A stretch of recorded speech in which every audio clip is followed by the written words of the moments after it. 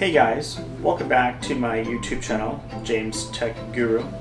Hopefully you guys are enjoying my channel. I'm trying to make it more exciting, and I know it's difficult and challenging because everyone has different interests in what content they want to see. So today is just more of a general vlog of who I am, background, and also what I'm planning on doing with my channel. Now everyone out there is trying to start their own channel from scratch. And it's been very challenging for myself to create something more like a niche channel, just because there's so much competition. Everyone has very similar content that they're actually providing for the YouTubers out there. So I'm trying to figure out what direction I need to focus more on. Since I'm a newbie at this, my YouTube channel may have various content. I'm going to be basing it on gaming and technology. I think that's the more forte of very easy to access and to talk about, just because there's content on the internet, there's content, pretty much everything about technology on the web. So it's very easy for me to harness the information, and from my experience, I have a large tech background for the last 25 years, and of course gaming, I would say, is all through my childhood. I'm trying to figure out what I could provide and how I could make myself different from the other channels out there on YouTube. So for yourself, if you are thinking about doing the same thing that I'm doing, or thinking about trying like what I'm actually doing, there's a lot of different things you gotta look into before you actually start, cold feet, just because you have to focus on a genre. What is it going to be as a YouTube streamer or a YouTube content creator? Do you want to focus on gaming? Do you want to focus on entertainment? Anything social based, blogging, kitchen, cooking, like automobiles, reviewers that you see out there. Maybe you want to review cars, you want to share some of your driving experiences, you want to be more of a crafty engineer, showing off your projects. All those types of things are going to have some competition, so you have to figure out what area you want to focus on. Then you need to figure out, how do you start, how do you begin? For me personally, I had a camera I got last year. I think it was Alpha, it's Sony Alpha 6400. It's a good beginner to intermediate vlog camera. It gives me some good functionality on recording good 4K video, takes great pictures.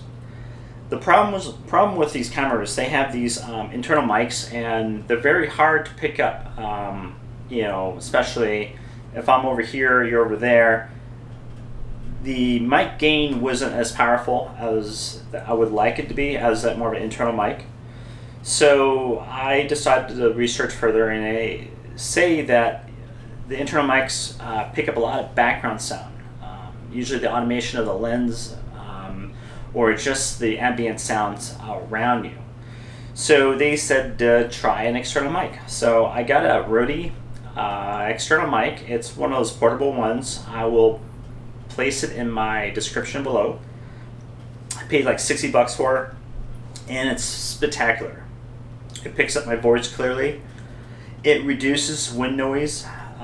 Just ambient sounds are a little bit reduced. Of course, when you add an external mic, your default settings of your camera may have a higher mic gain.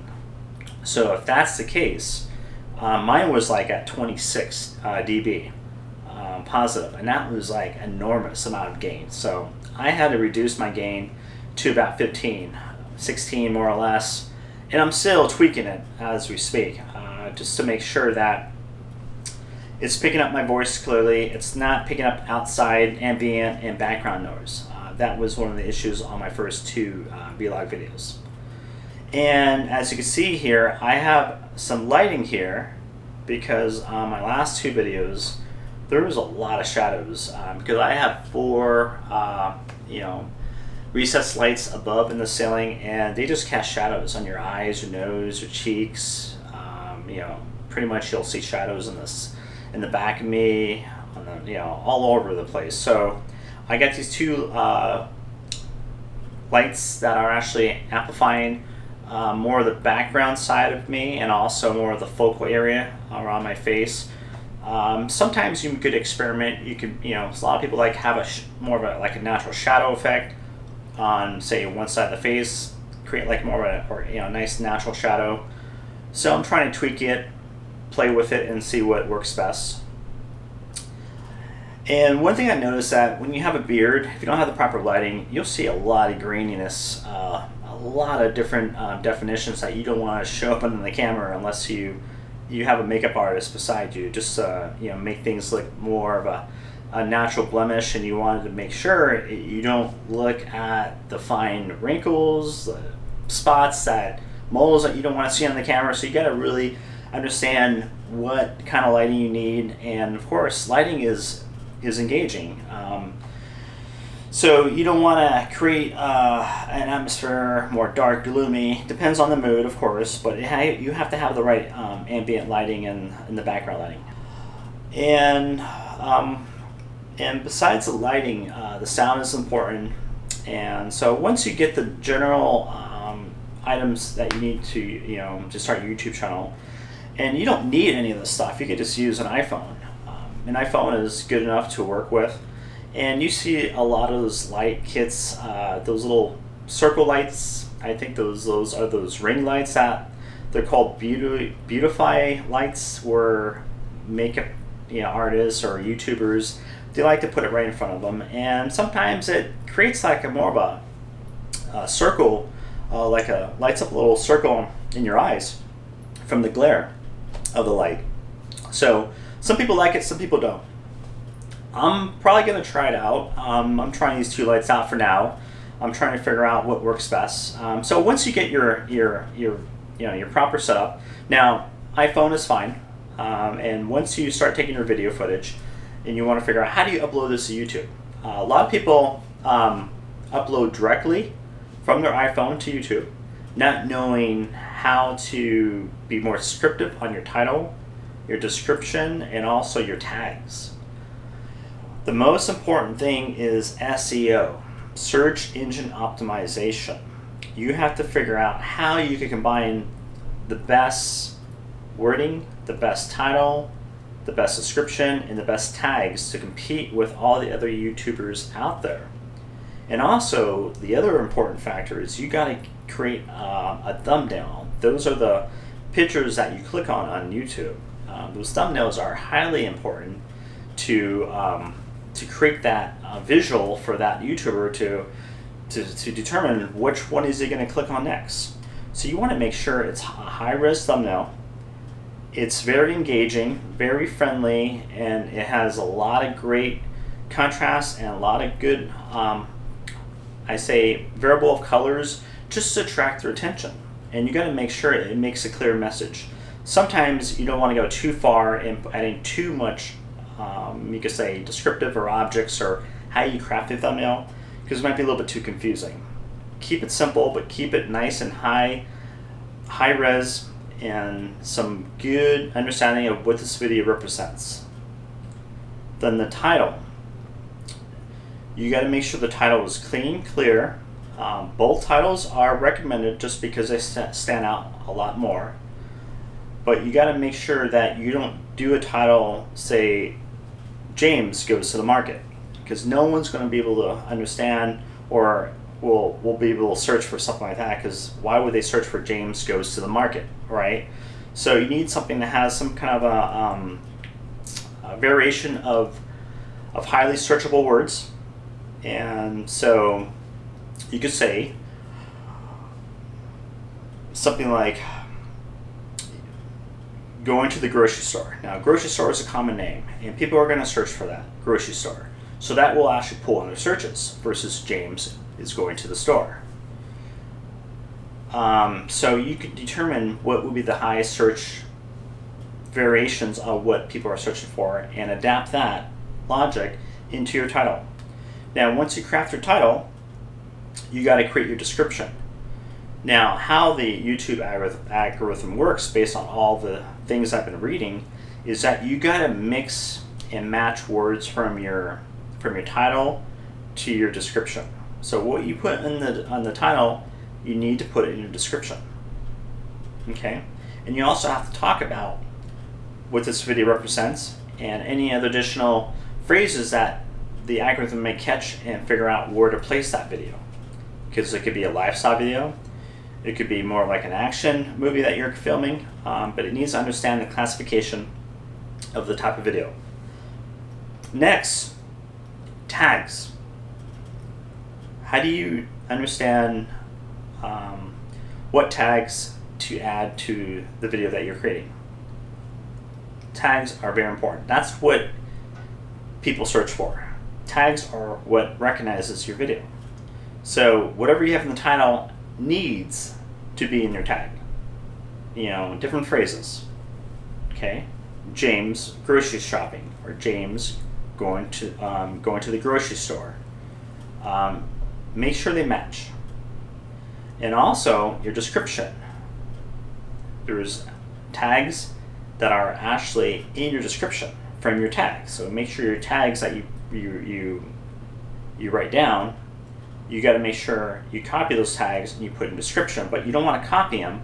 What you need to do is when you copy the tags, you got to you got to explore the tags more in description and put it into sentences or in a paragraph, because they'll flag it saying that you're copying something that you should be copying in two different locations. So I can't remember the name that they call it out on, but you want to make sure whatever tags you use in your tags, you create that in your description, but you actually you just break it apart and you create it in different sentences and paragraph structures.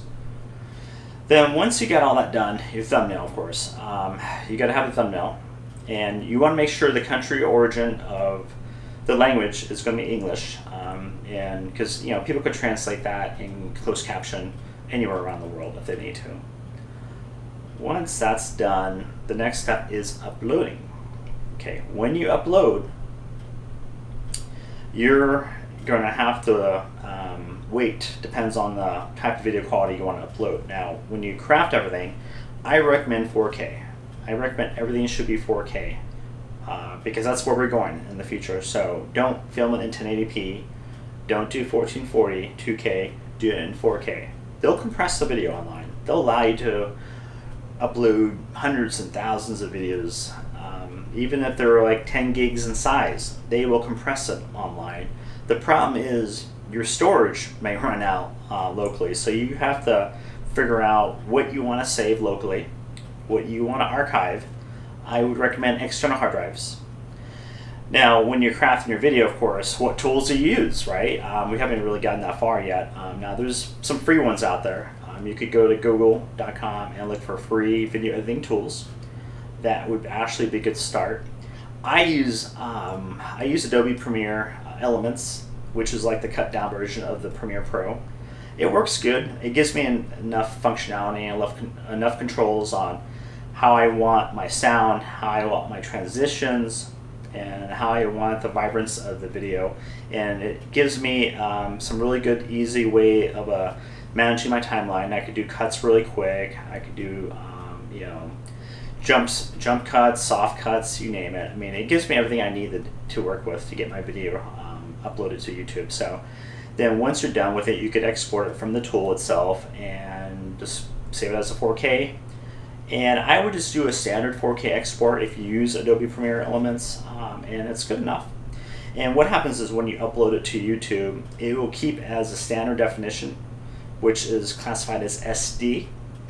So once it takes time to go through the video, it actually updates it to an HD format. So first it does SD, then it does HD. Okay. When you do that, it may take about a few hours or so. Then it needs to go through its algorithm stage and cataloging what this video represents, where does it fit in all the other videos. Then you can start seeing some analytics. Now, don't expect any viewers from scratch. That's going to take some time.